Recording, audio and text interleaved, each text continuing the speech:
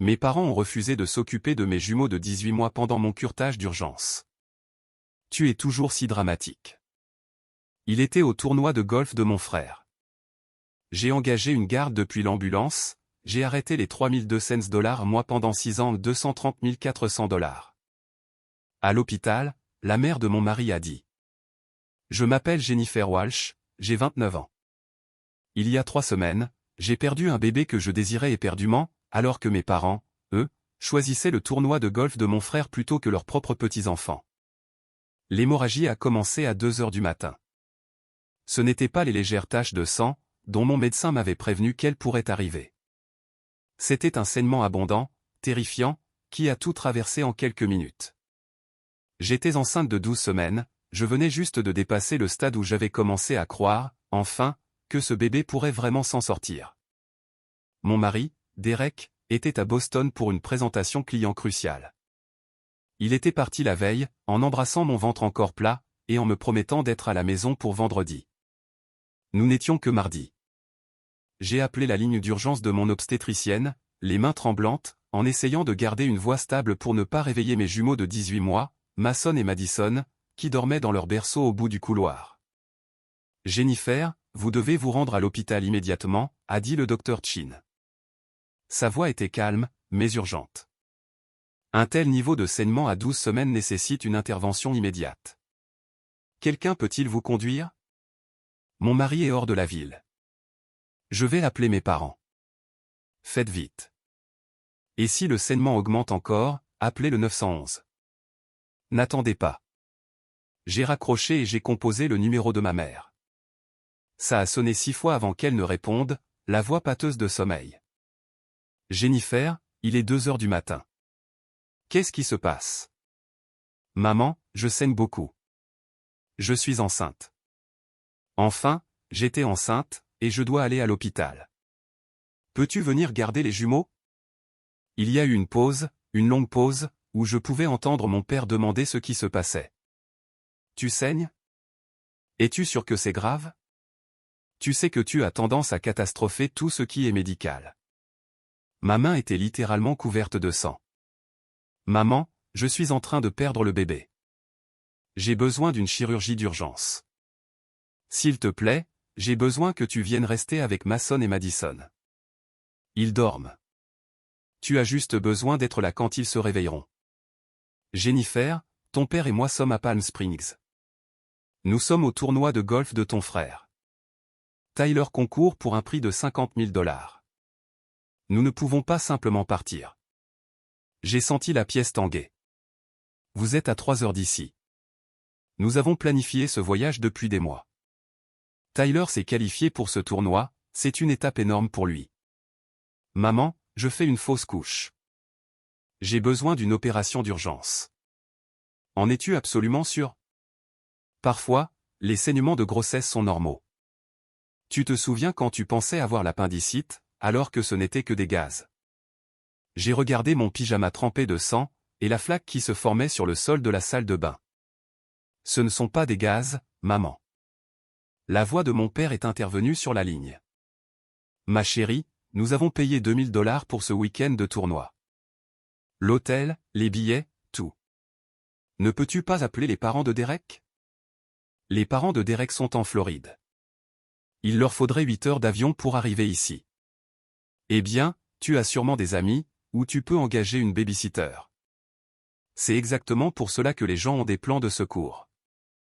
Je n'avais pas prévu de faire une fausse couche à 2 heures du matin. Tu es toujours si dramatique pour tout, a repris ma mère en reprenant le téléphone. Je suis sûr que ce n'est pas aussi grave que tu le penses.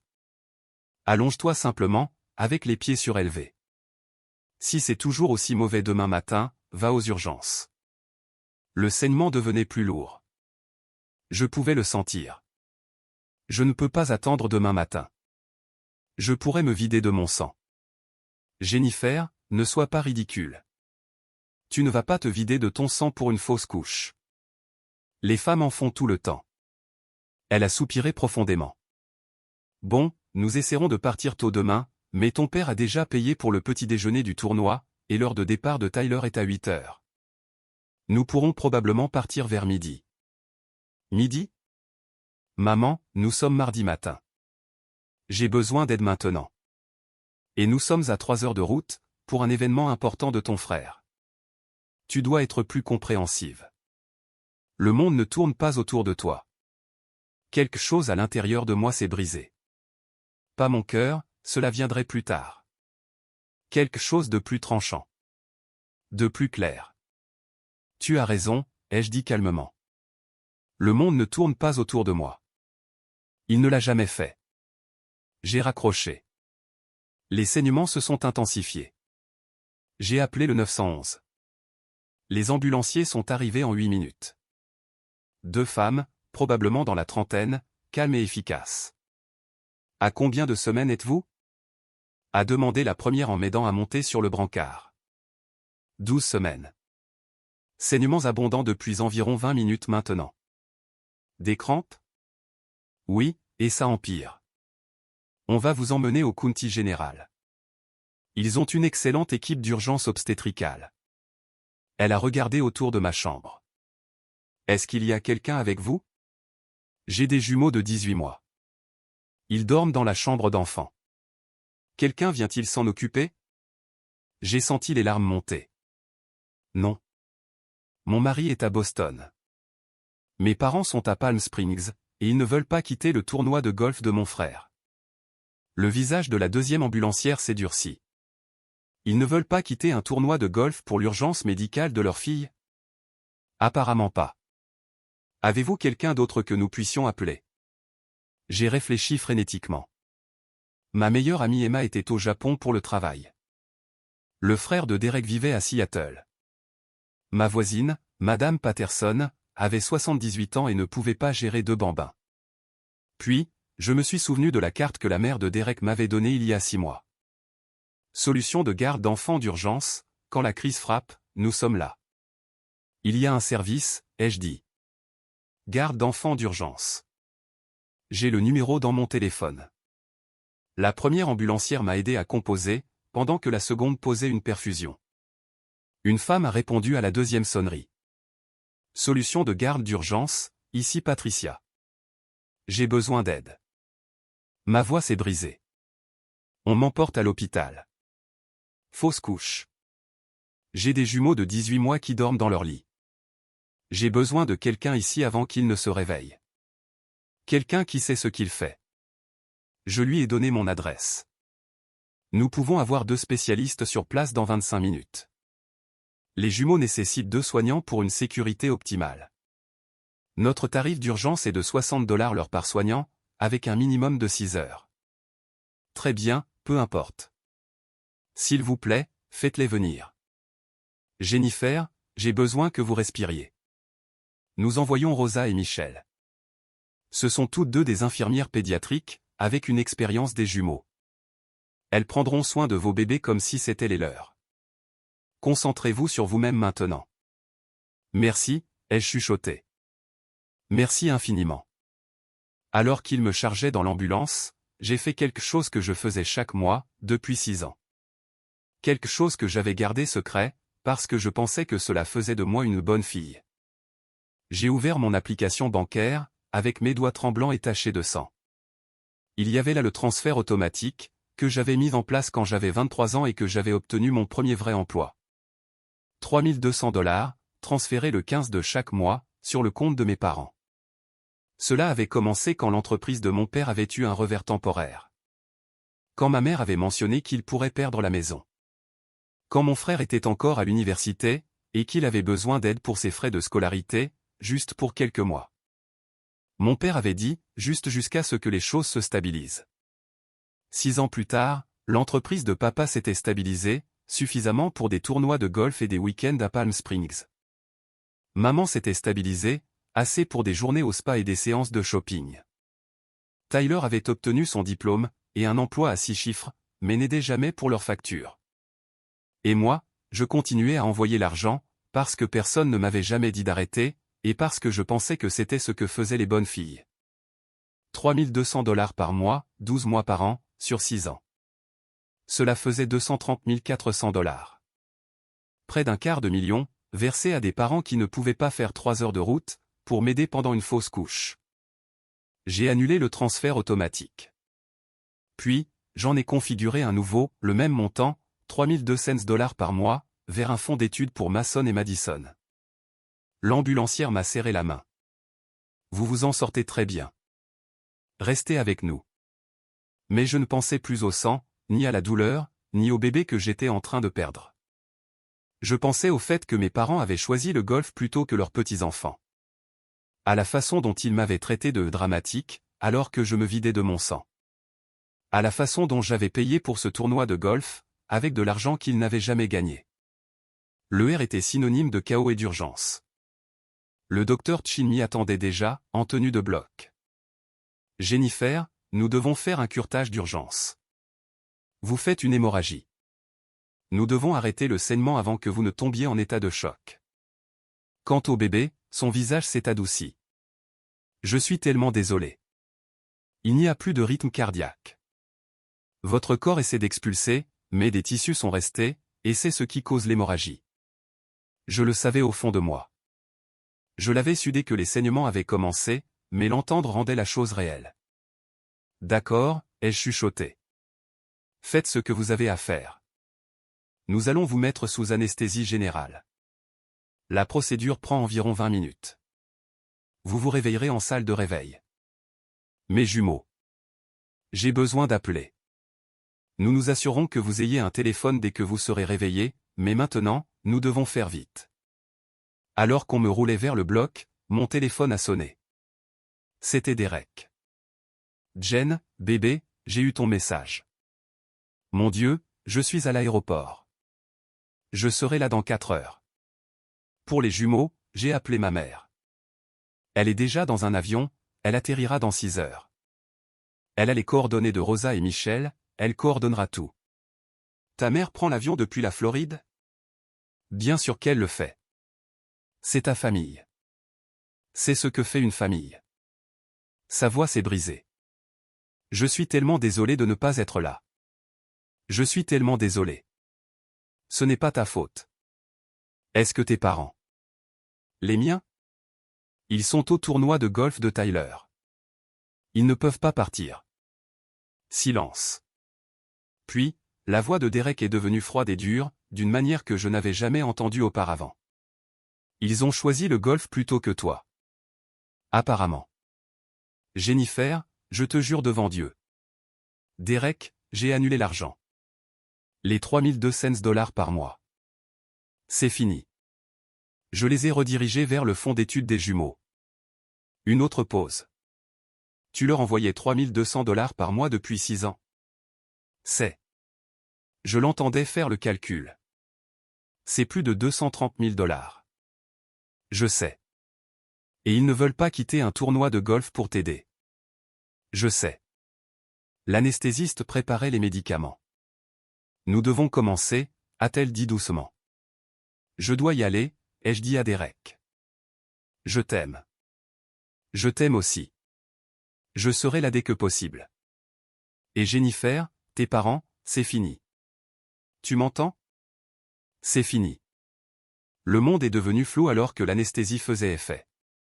Je me suis réveillé en salle de réveil, au son de voix qui se disputaient dans le couloir. 2 femmes se disputaient. C'est absolument inacceptable. Votre fille est à l'hôpital après une chirurgie d'urgence, et vous vous inquiétez pour de l'argent? C'était la voix de ma mère. Ce n'est pas juste, Patricia. Vous ne comprenez pas la situation. Je comprends parfaitement. Jennifer vous a appelé à 2 heures du matin, en pleine hémorragie après une fausse couche, et vous avez choisi un tournoi de golf. Nous étions à 3 heures de route. Que étions-nous censés faire? Conduire immédiatement. Comme je l'ai fait depuis la Floride. Comme tout parent décent le ferait. J'ai essayé de m'asseoir. Une infirmière a été là instantanément. Doucement. Vous êtes encore vaseuse à cause de l'anesthésie. Qui est là-bas? Votre belle-mère est arrivée il y a environ 1 heure. Elle s'occupe de régler quelques problèmes. Patricia Walsh, la mère de Derek, était une force de la nature. Elle avait été infirmière en salle de travail et d'accouchement pendant 30 ans avant de prendre sa retraite. Elle ne tolérait pas les bêtises. Et apparemment, Elle ne tolérait pas ma mère. Vous n'avez pas à nous juger, disait ma mère. Nous avons été de bons parents. Nous avons tout sacrifié pour nos enfants. Vraiment? Parce que d'où je me tiens, c'est votre fille qui s'est sacrifiée pour vous. Vous voulez savoir comment je le sais? Patricia, ne. Les relevés bancaires de Jennifer ont été consultés pour le service de garde d'urgence, c'est une procédure standard pour établir le paiement. Vous savez ce qu'ils ont trouvé? Des transferts mensuels de $3 200 sur votre compte, pendant 6 ans. Soit 230 400 $. Silence. Votre fille, celle qui se remet actuellement d'une chirurgie d'urgence pour lui sauver la vie, a financé votre train de vie pendant 6 ans. Et quand elle a eu le plus besoin de vous, vous n'avez pas pu interrompre une partie de golf. Cet argent était. Nous pensions que c'était. Vous pensiez que c'était quoi? Un cadeau de la fée des dents? Vous saviez exactement d'où il venait. Vous vous en moquiez, tout simplement. C'était la voix de mon père maintenant. Nous sommes ici maintenant, n'est-ce pas? Nous sommes venus directement de Palm Springs. Vous avez 12 heures de retard. Votre fille a subi une opération seule. Vos petits-enfants se sont réveillés avec des inconnus, parce que vous ne vouliez pas quitter un terrain de golf. Le service de garde s'en est occupé. Un service de garde que Jennifer a dû engager depuis une ambulance, alors qu'elle perdait son sang, parce que ses propres grands-parents ne pouvaient pas être dérangés. L'infirmière qui m'aidait essayait de ne pas sourire. Votre belle-mère est impressionnante. Elle est incroyable, elle chuchotait. Elle est ici depuis qu'elle a atterri. Elle n'a pas quitté votre côté. Elle a coordonné l'équipe de garde, a appelé votre mari toutes les heures pour lui donner des nouvelles, et a géré tous les papiers d'assurance. L'infirmière a ajusté ma perfusion. Elle a aussi interdit à vos parents d'entrer dans votre chambre, jusqu'à ce que vous soyez prête à les voir. Elle peut faire ça? Elle est inscrite comme votre représentante médicale pendant que Derek est en transit. Elle peut tout à fait le faire. J'ai entendu des pas. Patricia est apparue dans l'embrasure de la porte, ses cheveux argentés légèrement ébouriffés, son regard féroce. Tu es réveillé. Son visage s'est adouci immédiatement. Elle est venue à mon chevet et a pris ma main. Comment te sens-tu, ma chérie? Comme si j'avais perdu un bébé. Je sais. Je suis tellement désolé. Elle a écarté une mèche de cheveux de mon front. La procédure s'est bien passée. Aucune complication.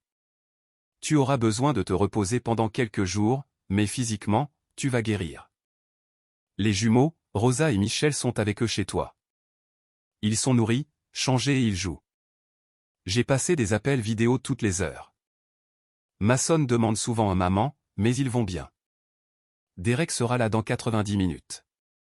Il ira directement à la maison pour relever les gardiennes. Tu as pris l'avion depuis la Floride. Bien sûr que je l'ai fait. Tu es ma belle-fille. Plus que ça, tu es ma famille. Elle a souri.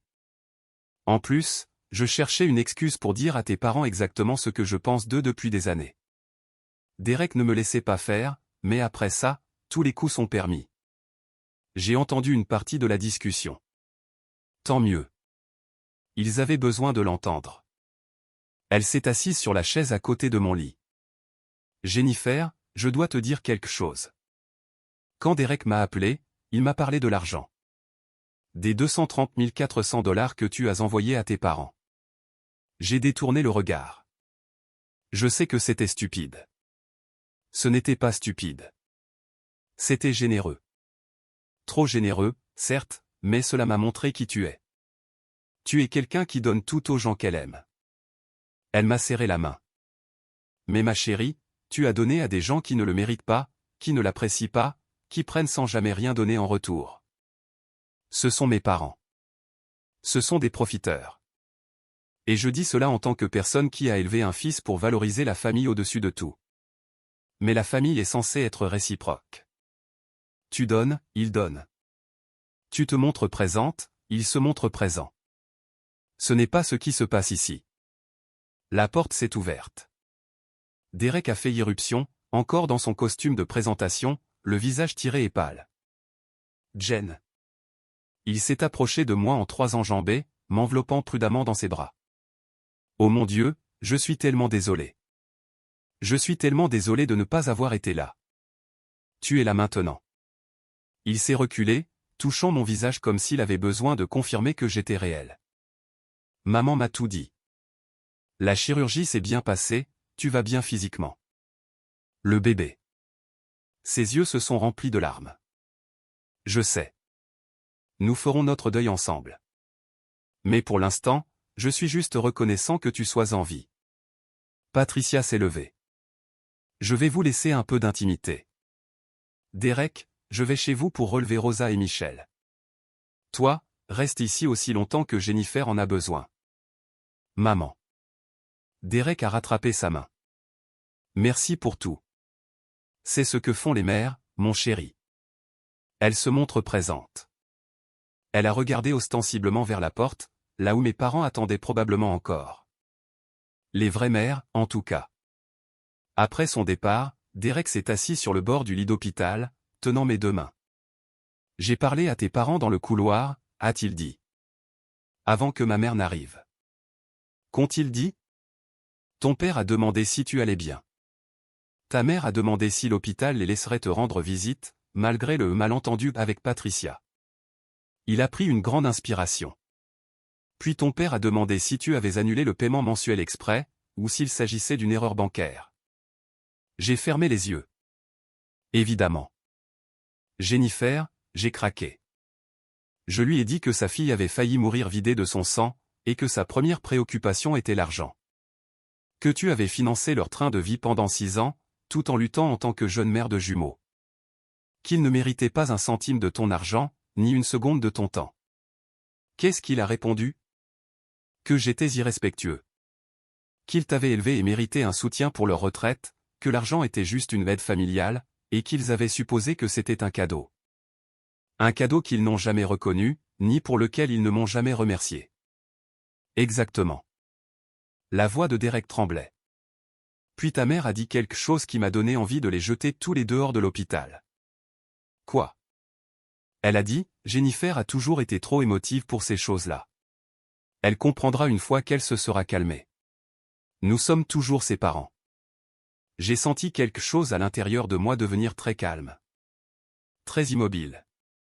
Derek, j'ai besoin que tu fasses quelque chose pour moi. N'importe quoi. J'ai besoin que tu leur dises qu'ils peuvent partir. Je ne veux pas les voir. Quand je serai prête à parler, je les contacterai. Mais pour l'instant, ils doivent s'en aller. En es-tu sûr? Je n'ai jamais été aussi sûr de quoi que ce soit dans ma vie. Il a embrassé mon front. Considère que c'est fait. J'ai entendu la voix de Derek dans le couloir. Ferme. Finale. Vous devez partir. Jennifer ne veut pas vous voir pour l'instant. Ma mère a répliqué. C'est ridicule. Nous sommes ses parents. Nous avons un droit. Vous n'avez aucun droit ici. Vous les avez perdus quand vous avez choisi le golf, plutôt que l'urgence médicale de votre fille. Derek, tu surréagis. Ta mère t'a empoisonné contre nous. Ma mère m'a dit la vérité. Quelque chose que vous n'avez apparemment jamais fait. Mon père a alors haussé le ton. Maintenant, écoutez-moi bien, jeune homme. Non, écoutez-moi vous. Jennifer a failli mourir aujourd'hui. Elle a perdu un bébé qu'elle désirait désespérément. Elle avait besoin de vous, et vous n'étiez pas là. Vous avez pris son argent pendant 6 ans, sans rien donner en retour. Cela s'arrête maintenant. Cet argent était un cadeau. Un cadeau pour lequel vous ne l'avez jamais remercié. Un cadeau que vous avez traité comme un droit acquis. Un cadeau qui va maintenant aller au fond d'études de vos petits-enfants à la place. Silence. Puis, la voix de ma mère, glaciale. Elle va le regretter. La famille, c'est pour toujours. Elle ne peut pas nous rayer de sa vie comme ça. Regardez-la bien faire, a dit Derek. Maintenant, partez avant que je ne fasse venir la sécurité pour vous escorter dehors. J'ai entendu des pas qui s'éloignaient. Puis Derek est revenu, le visage rouge de colère. Ils sont partis. Merci, Derek. Jen, je dois te dire quelque chose. Je savais que tu leur envoyais de l'argent. Pas combien, mais je le savais. Et j'aurais dû m'en inquiéter. J'aurais dû demander pourquoi. J'aurais dû te protéger d'eux. Tu ne savais pas. J'aurais dû. J'aurais dû voir le schéma. La façon dont ils te traitaient toujours de dramatique. La façon dont ils ignoraient tes besoins, la façon dont ils t'utilisaient. Derek, je suis sérieuse.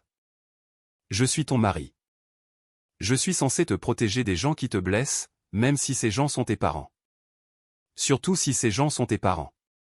Je l'ai attiré vers moi. Tu me protèges maintenant. C'est ce qui compte. Nous sommes restés l'un contre l'autre pendant que je pleurais. Pas seulement pour le bébé que j'avais perdu, mais pour les parents qui m'avaient montré exactement qui ils étaient. Pour la fille que j'avais été, essayant toujours de mériter un amour qui aurait dû être gratuit. 3 jours plus tard, j'étais à la maison. Patricia était restée, dormant dans notre chambre d'amis, aidant pour les jumeaux, préparant les repas, gérant le processus de rétablissement comme l'infirmière qu'elle avait été pendant 3 décennies. Mason et Madison ne comprenaient pas pourquoi maman était triste et devait se reposer. Mais ils comprenaient que grand-mère Patricia était là, qu'elle faisait les meilleurs câlins, et préparait les meilleures crêpes. Derek avait pris une semaine de congé. La présentation client s'était si bien passée qu'ils avaient décroché le contrat, mais Derek avait été clair, la famille passait avant tout. Mes parents avaient appelé 17 fois. Je n'avais répondu à aucun de ces appels. Au 4e jour, une lettre est arrivée. Écrite à la main par ma mère. Jennifer, je ne comprends pas pourquoi tu fais ça. Nous sommes tes parents. Nous t'aimons. Nous avons toujours été là pour toi. Ton père et moi sommes blessés et confus par ton comportement. Nous avons fait 3 heures de route depuis Palm Springs dès que nous avons pu. Nous sommes venus à l'hôpital, nous avons essayé de te voir, et Derek nous a traités comme des criminels. La situation de l'argent est un malentendu. Nous pensions que tu étais heureuse d'aider. Nous ne t'avons jamais demandé de l'envoyer, tu l'as fait de toi-même. Nous avons besoin que tu rétablisses le paiement mensuel. Nous avons pris des décisions financières basées sur ce revenu. Sans cela, nous devrons faire des sacrifices sérieux. S'il te plaît, arrête d'écouter la mère de Derek. Elle a toujours été jalouse de notre relation avec toi. Elle te monte contre ta propre famille. Nous t'aimons. Appelle-nous. Je l'ai lu 2 fois. Puis, j'ai fait quelque chose que je n'avais jamais osé faire. J'ai répondu par écrit. Maman et papa, vous avez raison sur un point, j'ai envoyé l'argent de mon plein gré. Vous ne l'avez jamais explicitement demandé. Vous avez simplement mentionné que vous étiez en difficulté, et je suis intervenu pour aider pendant 6 ans. Mais vous avez tort sur tout le reste. Vous n'étiez pas là pour moi quand j'ai appelé à 2 heures du matin, en pleine hémorragie, perdant mon bébé et ayant besoin d'aide pour vos petits-enfants. Vous étiez au tournoi de golf de Tyler. Vous avez choisi le golf plutôt que l'urgence vitale de votre fille. Vous n'êtes pas venu dès que vous l'avez pu. Vous êtes venu 12 heures plus tard, après que j'ai déjà été opéré, après que la mère de Derek soit arrivée de Floride, après que des étrangers se soient occupés de vos petits-enfants parce que vous ne vouliez pas le faire. L'argent n'était pas un malentendu. Vous saviez d'où il venait. Vous n'avez simplement jamais daigné le reconnaître, vous ne m'avez jamais remercié, et vous n'avez jamais pensé à vous demander pourquoi votre fille de 23 ans vous envoyait $3200 chaque mois.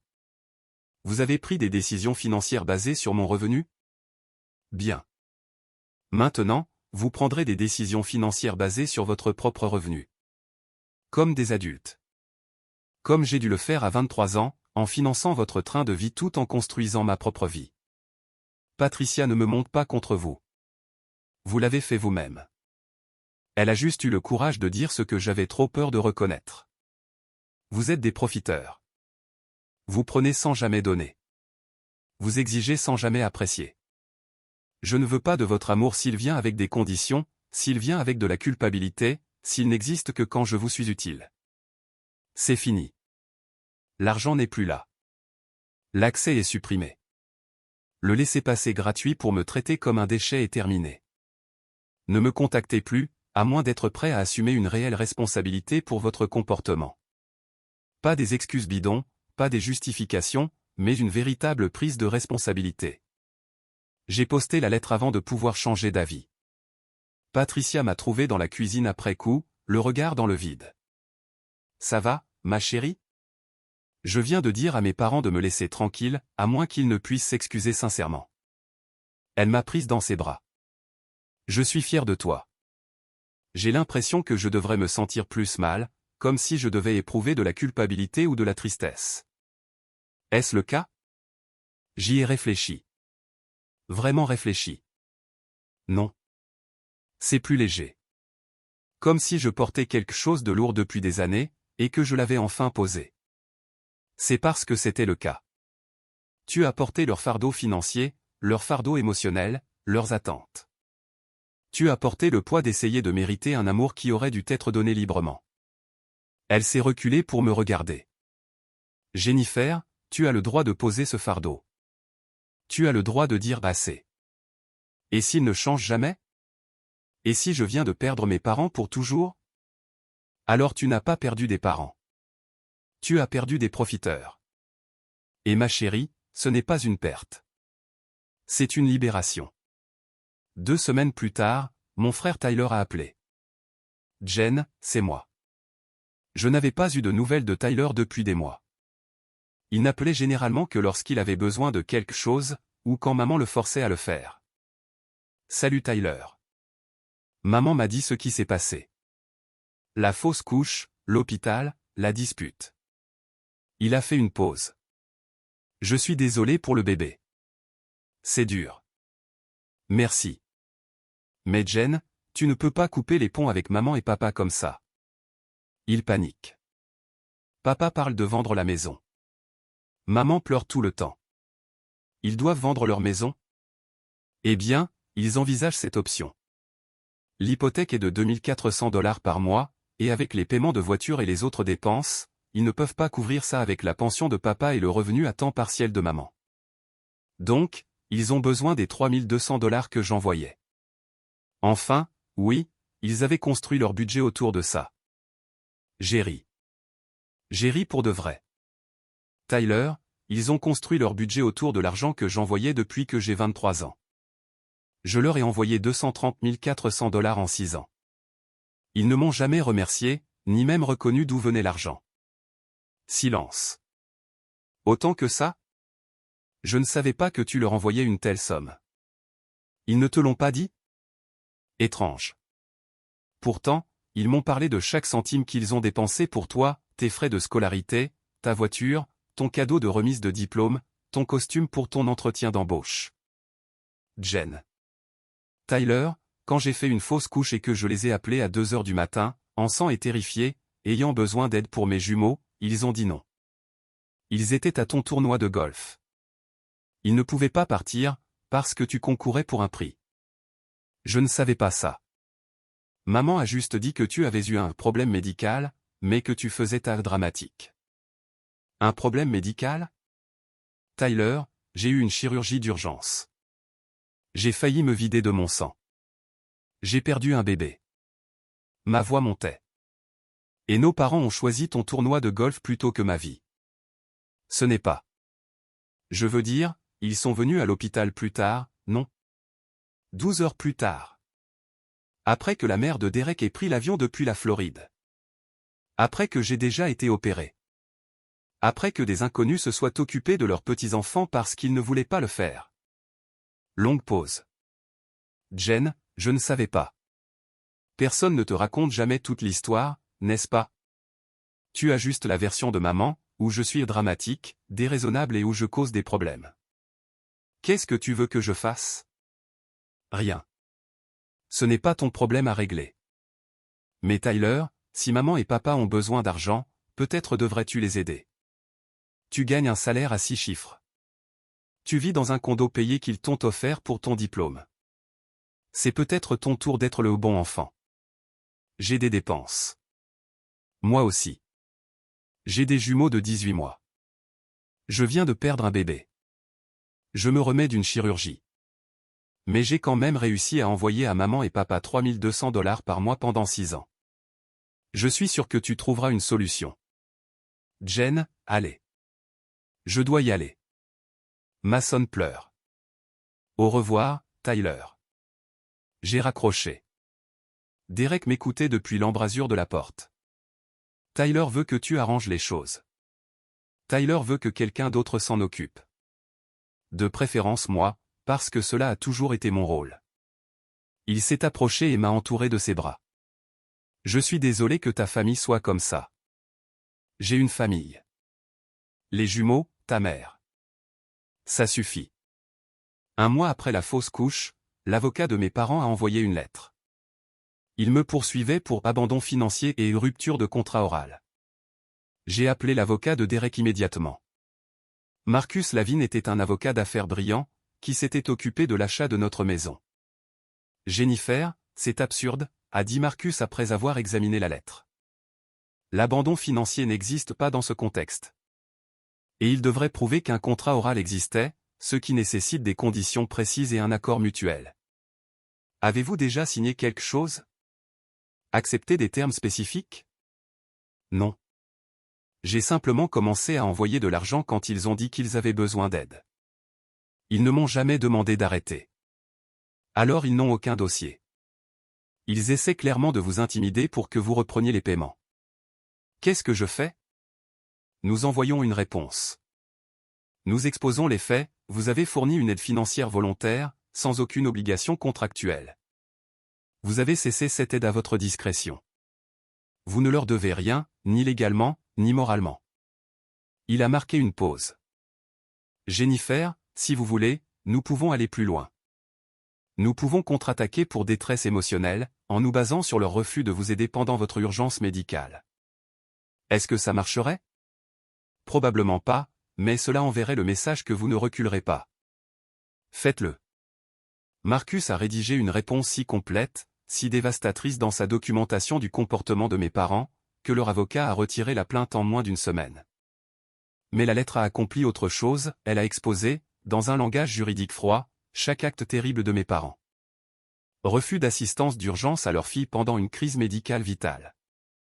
Abandon des responsabilités de soins envers leurs petits-enfants. Acceptation de 230 400 $ sur 6 ans sans reconnaissance ni gratitude. Demande de paiement continue malgré le traumatisme médical et les besoins financiers de leur fille. Tentative d'intimidation légale quand l'argent gratuit s'est arrêté. L'avocat de mes parents a appelé Marcus personnellement. Mes clients ne m'avaient pas raconté toute l'histoire. Je n'aurais pas pris ce dossier si j'avais su. Veuillez transmettre mes excuses à Madame Walsh. 3 mois après la fausse couche, Derek et moi sommes allés en thérapie. Nous avions besoin d'aide pour traiter la perte, la trahison familiale, tout cela. Notre thérapeute, le Dr Reeves, a écouté toute l'histoire sur 2 séances. Jennifer, je veux que vous fassiez un exercice, a-t-elle dit. Je veux que vous listiez tout ce que vous avez donné à vos parents au fil des ans. Pas seulement l'argent. Tout. J'y ai réfléchi. Puis, j'ai commencé la liste. L'argent, 230 400 $. Le temps, des heures et des heures à les aider à déménager, à organiser leur garage, à gérer leurs rendez-vous médicaux. Le travail émotionnel, être toujours disponible quand ils avaient besoin de se confier ou de conseils. Les petits-enfants, Mason et Madison, qu'ils ont vus peut-être 20 fois en 18 mois. Le pardon, pour les anniversaires manqués, les vacances oubliées, les critiques constantes. La tolérance, pour m'avoir traité de dramatique, pour avoir ignoré mes besoins, pour avoir favorisé Tyler. Maintenant, listez ce qu'ils vous ont donné au cours des 6 dernières années. Je suis restée silencieuse. Jennifer, qu'est-ce qu'ils vous ont donné? Des critiques? De la déception? De la culpabilité? Quelque chose de positif? J'ai cherché plus fort. Ils sont venus à la naissance des jumeaux. Ils sont restés 2 heures. Ils sont venus à ma remise de diplôme universitaire. Ils m'ont donné une carte avec 50 $. En 6 ans, pendant lesquels vous leur avez donné près d'un quart de million et d'innombrables heures de soutien. Ils vous ont donné 50 $ et de brèves apparitions lors d'événements majeurs. Le voir ainsi étalé a provoqué un déclic en moi. J'ai été dans une relation à sens unique avec mes parents pendant toute ma vie d'adulte. Oui, a dit doucement le Dr Reeves. Et probablement avant cela aussi. Vous n'aviez juste pas le recul pour le voir. Pourquoi ai-je continué à donner? Parce que vous espériez qu'un jour, si vous donniez assez, il finirait par vous rendre l'appareil. Qu'il verrait votre valeur. Qu'il vous aimerait comme vous le méritiez. Elle s'est penchée en avant. Mais Jennifer, certaines personnes sont des preneurs. Ils prendront tout ce que vous offrez, et en demanderont encore plus. Ils ne seront jamais satisfaits, parce que le problème n'est pas la quantité de ce que vous donnez. Le problème est qui ils sont. Derek m'a pris la main. Tes parents ne comprendront probablement jamais pourquoi tu les as coupés de ta vie, a continué le docteur Reeves. Dans leur esprit, ils seront toujours les victimes. Vous serez toujours la fille ingrate. Et vous devez faire la paix avec cela. Comment? En acceptant que leur opinion de vous ne définit pas votre valeur. En construisant une vie avec des gens qui vous apprécient vraiment. En laissant tomber le fantasme de ce que vous auriez aimé qu'ils soient, pour accepter qui ils sont réellement. 6 mois après la fausse couche, je suis retombée enceinte. Nous ne l'avons dit à personne pendant des semaines. Nous étions terrifiés. Chaque tiraillement, chaque moment d'inconfort me plongeait dans la panique. Mais à 20 semaines, nous avons fait l'échographie morphologique. Une petite fille en bonne santé, un rythme cardiaque fort, tout était parfait. Patricia a pleuré quand nous lui avons dit. Je vais être grand-mère à nouveau. Une vraie grand-mère, cette fois. Tu es déjà une vraie grand-mère, a dit Derek. Mason et Madison t'adorent. Je sais, mais celle-là, je la connaîtrai dès le début. Elle m'a serré contre elle. Jennifer, je suis tellement heureuse pour vous deux. Nous ne le dirons pas à mes parents, ai-je précisé. J'ai besoin que tu saches que quand le bébé viendra, ils ne seront pas au courant. Ils ne seront pas invités à la rencontrer. Je comprends, et je vous soutiens totalement. À 32 semaines, j'ai reçu un email de ma mère. Le premier contact en 6 mois. Je n'ai pas répondu. Au lieu de cela, j'ai appelé l'hôpital et je me suis mise sur une liste de refus d'accès. Le personnel m'a assuré que sans figurer sur ma liste de visiteurs approuvés, il ne serait même pas informé de ma présence. À 38 semaines, le travail a commencé. Patricia m'a conduite à l'hôpital pendant que Derek restait avec les jumeaux. Elena Rose Walsh est née à 3h47 du matin. Parfaite, saine, magnifique. Patricia était dans la salle d'accouchement pour couper le cordon, pleurant des larmes de joie. Elle est splendide, a chuchoté Patricia. Absolument parfaite. Mes parents se sont présentés à l'hôpital 6 heures plus tard. Je le sais parce que la sécurité a appelé ma chambre. Madame Walsh, il y a 2 personnes ici qui prétendent être vos parents. Ils exigent de vous voir, vous et le bébé. Ils ne sont pas sur votre liste autorisée. Ne les laissez pas monter. Je ne veux pas les voir. Entendu. Nous gérons la situation. 20 minutes plus tard, le téléphone de Patricia a sonné. C'était le numéro de ma mère. Ne réponds pas, ai-je dit. Je ne le ferai pas, mais Jennifer, ils vont insister. Elle avait raison. Pendant les 2 jours suivants à l'hôpital, mes parents ont tout essayé. Appelé l'hôpital à plusieurs reprises en prétendant une urgence. Se présenter aux heures de visite en affirmant avoir la permission. Appeler le téléphone de Derek en boucle. Envoyer Tyler pour prendre des nouvelles. Faire appeler ma tante pour dire que c'était cruel d'éloigner des grands-parents. Nous avons tout ignoré. Quand nous sommes rentrés à la maison, il y avait des fleurs sur le pas de la porte. Une carte, félicitations pour notre nouvelle petite-fille. Nous avons hâte de la rencontrer. Avec amour, papy et mamie. Derek les a jetés à la poubelle. Ils n'ont pas le droit de faire ça, a-t-il dit. Ils ne peuvent pas prétendre que tout va bien, et revendiquer une relation avec Elena qu'ils n'ont pas méritée. 1 an après la naissance d'Elena, pour son premier anniversaire, mes parents ont envoyé un cadeau, une grande boîte contenant un ensemble brosse et miroir en argent pour bébé, coûteux et gravé, à notre précieuse petite fille Elena, avec tout l'amour de papy et mamie. Il y avait un mot pour moi. Jennifer, nous t'avons laissé de l'espace comme tu l'as demandé. Cela fait plus d'1 an. C'est sûrement assez de temps pour que tu te calmes et que tu entendes raison. Nous sommes désolés si nous t'avons blessé. Nous ne l'avons jamais voulu. Nous t'aimons, et nous voulons faire partie de la vie de nos petits-enfants. Pouvons-nous, s'il te plaît, repartir à 0? Maman et papa. J'ai lu le message 3 fois, cherchant une réelle prise de responsabilité, une compréhension de ce qu'ils avaient fait de mal. Tout ce que j'y ai trouvé, c'était « désolé si nous t'avons blessé », la non-excuse classique, et l'implication que c'était moi le problème, celle qui devait se calmer et entendre raison. J'ai remballé le cadeau et je l'ai renvoyé avec une note. Maman et papa, désolé si nous t'avons blessé n'est pas une excuse. C'est un rejet de responsabilité. Une vraie prise de responsabilité ressemblerait à ceci: nous sommes désolés d'avoir refusé de t'aider pendant ton urgence médicale. Nous avons eu tort de prioriser un tournoi de golf sur ta vie. Nous avons eu tort de prendre ton argent pendant 6 ans sans reconnaissance. Nous comprenons pourquoi tu as fixé des limites et nous les respectons.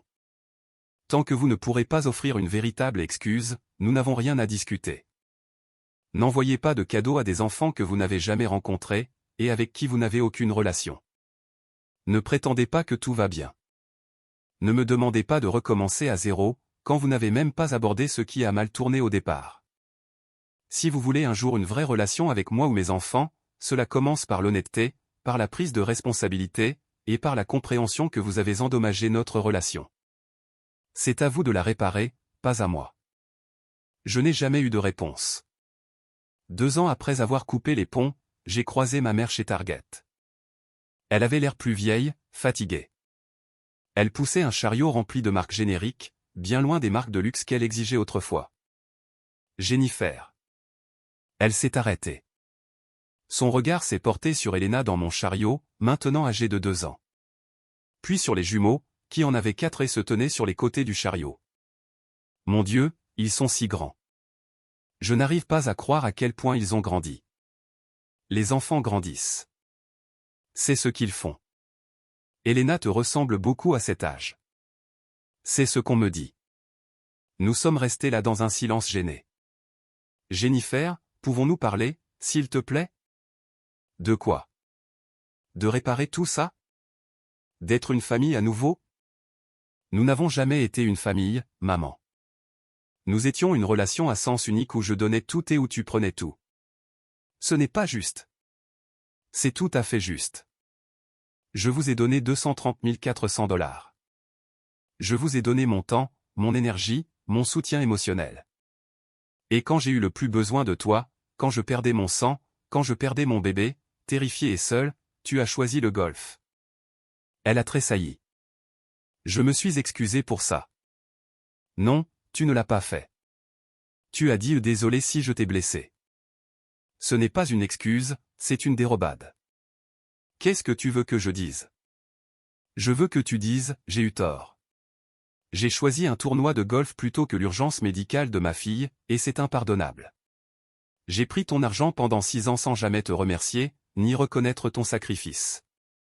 Je t'ai traité comme un distributeur automatique et un fardeau, plutôt que comme une fille. J'ai été une mauvaise mère et je suis désolé. Elle a semblé stupéfaite. C'est cruel. C'est honnête. Et si tu ne peux pas être honnête sur ce que tu as fait, nous ne pouvons pas avancer. Jennifer, s'il te plaît. Ton père et moi luttons. Nous avons dû réduire notre train de vie. Nous vivons dans un petit condo maintenant, que nous pouvons à peine payer. Stop. J'ai levé la main. Ne me parle pas de tes problèmes financiers. Je m'en fiche. Vous avez fait des choix. Vous avez construit un style de vie sur de l'argent qui n'était pas le vôtre. Vous avez profité de la générosité de votre fille. Maintenant, vous vivez avec les conséquences. Nous sommes tes parents. L'ADN ne fait pas de vous des parents. Se montrer présent, oui. Et tu ne t'es jamais montrée présente pour moi. Pas quand c'était important. Mason a tiré sur ma manche. Maman, on peut y aller? Cette dame te rend triste. Les yeux de ma mère se sont remplis de larmes. Je ne suis pas cette dame. Je suis ta grand-mère. Non, ai-je dit fermement. Tu ne le es pas. Leur grand-mère, c'est Patricia. C'est elle qui est là, qui traverse le pays quand nous avons besoin d'elle, qui connaît leurs plats préférés et leur routine de coucher. Toi, tu es juste quelqu'un qu'ils ne connaissent pas. J'ai commencé à pousser le chariot. Jennifer, attends. S'il te plaît. Je suis désolé. Vraiment désolé pour tout. Je me suis arrêté et je me suis retourné. Prouve-le.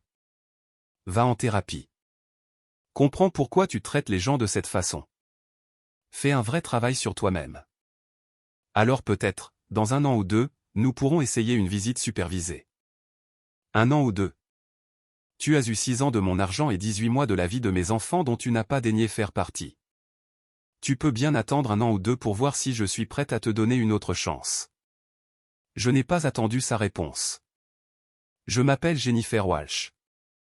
J'ai 31 ans. Je suis mère de 3 enfants, épouse, et la belle-fille de la meilleure belle-mère au monde.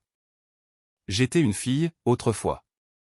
Mais j'ai appris qu'être l'enfant de quelqu'un ne vous oblige pas à financer son train de vie, ni à accepter ses mauvais traitements. Il y a 2 ans, j'ai fait une fausse couche, et mes parents ont choisi le tournoi de golf de mon frère plutôt que d'aider leurs petits-enfants. Je leur envoyais $3 200 par mois, soit $230 400 en 6 ans, et ils n'ont pas pu sacrifier 3 heures pour venir à mon secours.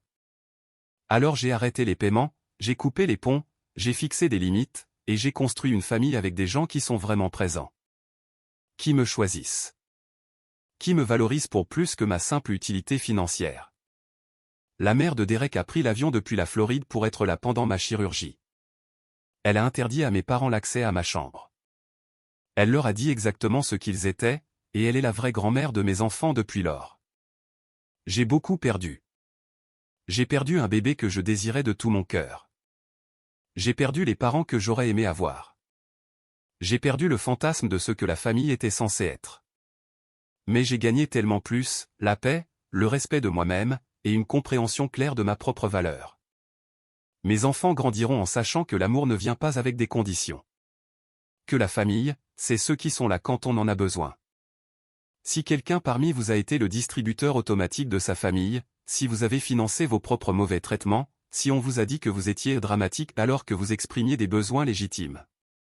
Je veux que vous sachiez une chose, vous n'êtes pas obligé de maintenir des relations avec des gens qui n'aiment que ce que vous leur fournissez.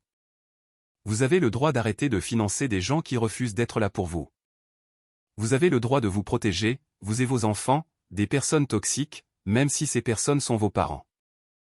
Et si partir signifie perdre des gens qui ne vous ont jamais vraiment apprécié, ce n'est pas une perte. C'est une libération.